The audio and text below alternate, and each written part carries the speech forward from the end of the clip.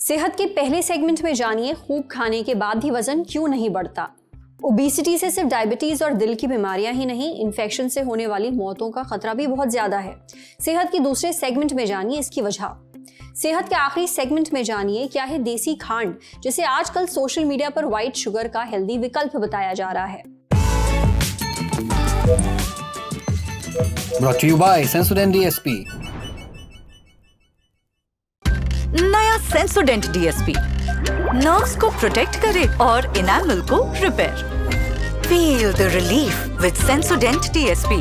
Breakfast, lunch, snacks, dinner, दिन में 4 बार खाना खाते हैं, थाली भर भर कर खाते हैं, लेकिन फिर भी वजन नहीं बढ़ता।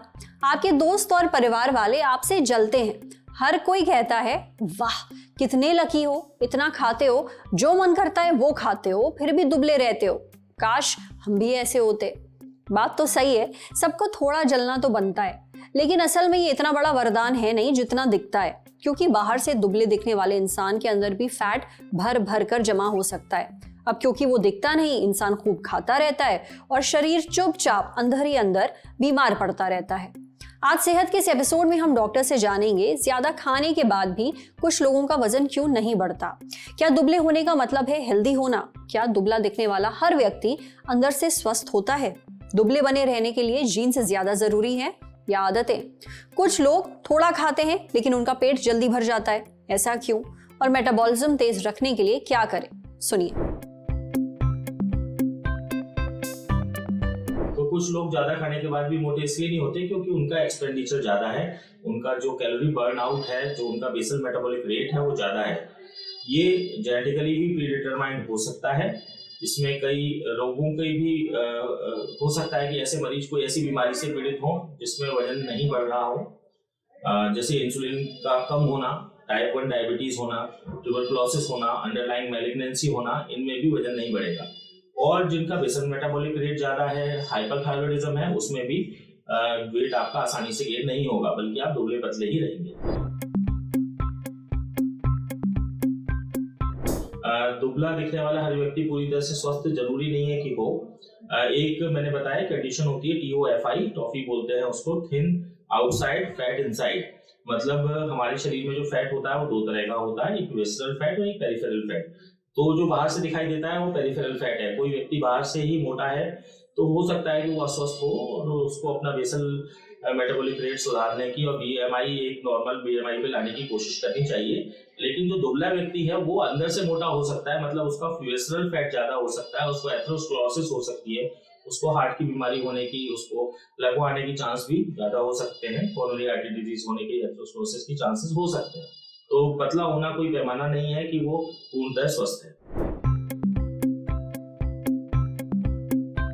कि दुबला होना या मोटा होना इसमें जेनेटिकली प्रीडिटरमाइंड भी होता है, लेकिन जीन्स जो है वो उसके साथ में अपन आ गए हैं जीवन में, तो जीन्स को चेंज आसानी से नहीं किया जा सकता है, तो उसको अपन फिक्स्ड ही माने। तो आदतें मेरे ख्याल में ज्यादा इंपॉर्टेंट हैं, जीन्स में जो भी हो, लेकिन अपने को अगर अपन अपनी आदतों पर सुधार रखेंगे, हेल्दी खाना खाएंगे, बैलेंस डाइट लेंगे, रेगुलर एक्सरसाइज करेंगे, अपना BMI मेंटेन रखेंगे और डॉक्टर की सलाह से अपने जो चेकअप कराएंगे, sugar, blood pressure, thyroid disorders, इन सब के लिए, एंडोक्राइन डिसऑर्डर्स के लिए देखेंगे, तो अगर ये सब चीजें से सही रखेंगे तो मुझे लगता है कि आदतें ज्यादा इंपॉर्टेंट है जीन्स से के कंपैरिजन। कुछ लोगों को अर्ली सैटिस्फैक्शन आ सकती है। अर्ली सैटिस्फैक्शन आना मतलब जैसे हम एग्जांपल के तौर पे लें कि डायबिटीज में कॉम्प्लिकेशन होता है, उसमें हमारी आंतों की जो स्पीड है वो कम हो जाती है, जिसको बोलते हैं डायबिटिक गैस्ट्रोपैरेसिस।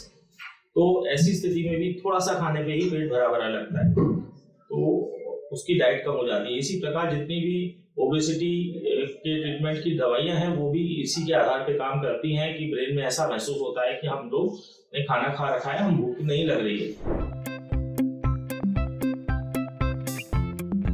अगर अपने को मेटाबॉलिज्म तेज रखना है तो अपने को रेगुलर एक्सरसाइज करनी है, जिसमें रनिंग, वॉकिंग, स्विमिंग, साइकिलिंग शामिल है। अपने थायराइड डिसऑर्डर्स के लिए चेक कराना है कि हमको कोई हाइपोथायरॉयडिज्म तो नहीं है, हम लेडीज में, गर्ल्स में कोई PCOS, PCOD तो नहीं है, कोई हमको एंडोक्राइन डिजीज तो नहीं है जिसकी वजह से हमारा बेसल मेटाबॉलिक रेट डिरेंज हो रहा हो, हमारा BMI बढ़ता जा रहा हो। अगर ऐसा कुछ नहीं है तो एक बैलेंस आहार लेने से और रेगुलर अच्छे से एक्सरसाइज करने से कैलोरी का इंटेक और कैलोरी का बर्न आउट बराबर मेंटेन करने से अपना बेसल मेटाबॉलिज्म मेंटेन रखा जा सकता है। तो भाई दुबलेपन का मतलब ये हरगिज नहीं कि आप हेल्दी भी हैं, इसलिए वजन से ज्यादा अपने BMI पर ध्यान दीजिए, यानी बॉडी मास इंडेक्स। हेल्दी खाइए और जरूर एक्सरसाइज करिए। अब बढ़ते हैं सेहत के अगले सेगमेंट की तरफ, तन की बात।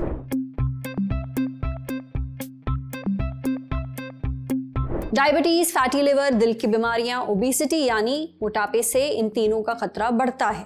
लेकिन ये तो पुरानी खबर है। नई खबर यह है कि ओबेसिटी से इन्फेक्शियस डिजीजेस यानी संक्रामक बीमारियां होने का और उनसे जान जाने का खतरा भी बहुत ज्यादा है। इन्फेक्शियस डिजीजेस यानी वो बीमारियां जो एक से दूसरे इंसान में फैल सकती हैं, जैसे मौसमी फ्लू, कोविड-19, पेट, पेशाब और फेफड़ों का इन्फेक्शन। ये सामने आया है द लैंसेट जर्नल में छपी एक लेटेस्ट स्टडी में। इस स्टडी के लिए रिसर्चर्स ने फिनलैंड और यूके के लगभग 5,47,000 लोगों का डेटा खंगाला। इन सभी की सेहत को औसतन 13 से 14 साल तक ट्रैक किया गया। नतीजे चौंकाने वाले थे।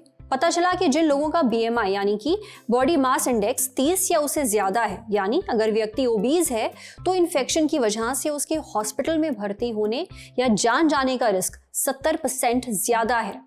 स्टडी ये भी बताती है कि साल 2023 में इन्फेक्शन की वजह से जितनी भी मौतें हुई, उनमें हर 10 में से 1 मौत ओबेसिटी से जुड़ी हो सकती है। मोटापा कई संक्रामक बीमारियों को गंभीर बना देता है, जैसे फ्लू, कोविड-19, निमोनिया, गैस्ट्रोएंटेराइटिस, यूरिन इन्फेक्शन और लोअर रेस्पिरेटरी ट्रैक्ट इन्फेक्शन। ये भारत के लिए और भी चिंता की बात है, क्योंकि हमारे देश में मोटापा तेजी से बढ़ रहा है। मार्च 2025 में द लैंसेट में ही एक स्टडी छपी थी। इसके मुताबिक साल 2050 तक भारत की करीब 1/3 आबादी मोटापे से ग्रसित होगी। देश के करीब 22 करोड़ पुरुष और 23 करोड़ से ज्यादा महिलाएं साल 2050 तक ओवरवेट होंगी, यानी लगभग 45 करोड़ लोग। सबसे ज्यादा चिंता की बात तो यह है कि 15 से 24 साल के लोगों में मोटापा तेजी से बढ़ा है। ये आगे और बढ़ेगा। फ्लू, कोविड और बाकी संक्रामक बीमारियों से जान जाने या हॉस्पिटलाइजेशन का खतरा ओबीस लोगों में ज्यादा क्यों है?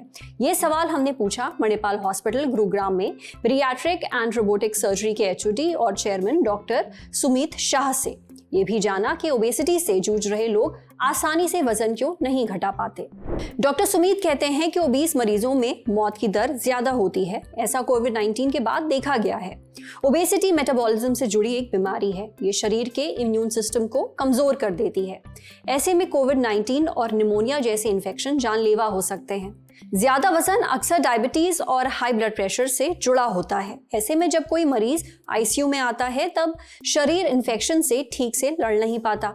उस पर अगर किसी को स्लीप एपनिया है, तब इसका मतलब है फेफड़े पूरी ताकत से काम नहीं कर पा रहे। ऐसे में इन्फेक्शन और ज्यादा गंभीर हो जाता है। मोटापे से जूझ रहे लोगों को लंबे समय तक चलने वाली बीमारियों का रिस्क ज्यादा होता है। उनमें किसी बीमारी के अचानक गंभीर होने का भी खतरा रहता है। भारत में जिस तरह मोटापा बढ़ रहा है, आने वाले समय में संक्रामक बीमारियों से मौतें बढ़ सकती हैं। इसलिए एक हेल्दी वेट मेंटेन करना बहुत जरूरी है। अगर कोई व्यक्ति एक्सरसाइज कर रहा है, डाइट कर रहा है, फिर भी उसका वजन कम नहीं हो रहा, तो उसे किसी एक्सपर्ट से जरूर मिलना चाहिए। पता करना चाहिए कि डाइट और एक्सरसाइज आप पर काम क्यों नहीं कर रही। ओबेसिटी में जेनेटिक्स और आसपास के माहौल का भी असर पड़ता है। अगर कोई व्यक्ति आलस करता है, ज्यादा कैलोरीज वाली चीजें खाता है, उसका लाइफस्टाइल अनहेल्दी है, तो उसके ओबीस होने का चांस ज्यादा है। इसलिए अगर वजन घटाना है तो घर का बना हेल्दी खाना खाइए, खूब चलिए फिरिए, एक्सरसाइज करिए, कोशिश करिए कि आपका BMI 18 से 25 के बीच रहे। डॉक्टर की सलाह से ओबेसिटी की दवाएं भी ले सकते हैं। ये काफी असरदार साबित हुई हैं। समझे। अब बारी है सेहत के आखिरी सेगमेंट की, खुराक यानी झक्कासी हेल्थ टिप। चाय बनानी हो या मिठाई, मिठास के लिए आप सभी इसमें डालते हैं सफेद चीनी यानी कि व्हाइट शुगर। लेकिन शुगर सेहत के लिए नुकसानदेह है, ये बात आप सैकड़ों बार सुन चुके हैं। शुगर में कोई पोषक तत्व नहीं होती है तो सिर्फ कैलोरीज। नतीजा मोटापा, डायबिटीज और तमाम बीमारियों का रिस्क बढ़ता है। इसलिए आजकल देसी खांड को शुगर के हेल्दी विकल्प के तौर पर देखा जा रहा है। सोशल मीडिया पर लोग दावा कर रहे हैं कि देसी खांड शुगर से हेल्दी है और नुकसान भी नहीं करती। देसी खांड कैसे तैयार की जाती है और क्या ये वाकई व्हाइट शुगर से ज्यादा हेल्दी है, ये हमने पूछा पारस हेल्थ गुरुग्राम में डाइटिशियन ऋषिया आले से। डाइटिशियन ऋषिया कहती है कि देसी खांड को गन्ने के रस से तैयार किया जाता है। पहले गन्ने से रस निकाला जाता है, उसे छाना जाता है ताकि कोई गंदगी ना रहे। इसके बाद रस को हाई टेम्परेचर पर उबाला जाता है। उबालने के बाद रस गाढ़ा हो जाता है, फिर इसका क्रिस्टलाइजेशन किया जाता है, यानी गाढ़े रस से छोटे छोटे दाने बनाए जाते हैं। फिर इन दानों को सुखाकर पैक कर दिया जाता है। यही है देसी खांड। इसका रंग आमतौर पर हल्का भूरा, ऑफ वाइट या हल्का पीला होता है। ये व्हाइट शुगर की तरह एकदम सफेद नहीं होती। देसी खांड को व्हाइट शुगर से ज्यादा हेल्दी माना जाता है। इसकी दो वजह हैं। पहली वजह, कम प्रोसेसिंग। देसी खांड बनाते समय ना तो केमिकल्स डाले जाते हैं, ना ही ब्लीचिंग एजेंट्स का इस्तेमाल होता है, लेकिन व्हाइट शुगर को रिफाइन करने के लिए बहुत ज्यादा प्रोसेसिंग की जाती है। इससे उसका रंग तो सफेद हो जाता है, लेकिन गन्ने में मौजूद पोषक तत्व लगभग खत्म हो जाते हैं। दूसरी वजह, पोषक तत्व। व्हाइट शुगर में कोई खास पोषक तत्व नहीं होते, इसमें सिर्फ कैलोरीज होती हैं।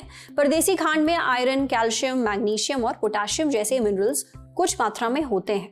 आयरन शरीर में खून की कमी नहीं होने देता। कैल्शियम हड्डियों और दांतों को मजबूत बनाता है। मैग्नीशियम मांसपेशियों और नसों के ठीक से काम करने के लिए जरूरी है। वहीं पोटेशियम आपके दिल का ख्याल रखता है। देसी खांड को चाय, कॉफी और दूध में डाल सकते हैं। खीर, हलवा और लड्डू बनाने में इसका इस्तेमाल कर सकते हैं। दही में डालकर भी खा सकते हैं, यानी जहां जहां मिठास की जरूरत हो वहां आप देसी खांड इस्तेमाल कर सकते हैं। हालांकि अगर शहद और गुड़ से तुलना करें तो शुद्ध शहद खाना सबसे हेल्दी और अच्छा है। दूसरे नंबर पर है गुड़, क्योंकि इसे कम प्रोसेस किया जाता है। फिर बारी आती है देसी खांड की, और सबसे ज्यादा प्रोसेस किया जाता है व्हाइट शुगर को। आज सेहत पर इतना ही। अगर आप एक डॉक्टर हैं, हमसे कुछ शेयर करना चाहते हैं, तो जो ईमेल आईडी इस वक्त आपको अपनी स्क्रीन पर दिख रही है, उस पर हमें एक मेल भेज दीजिए। शुक्रिया।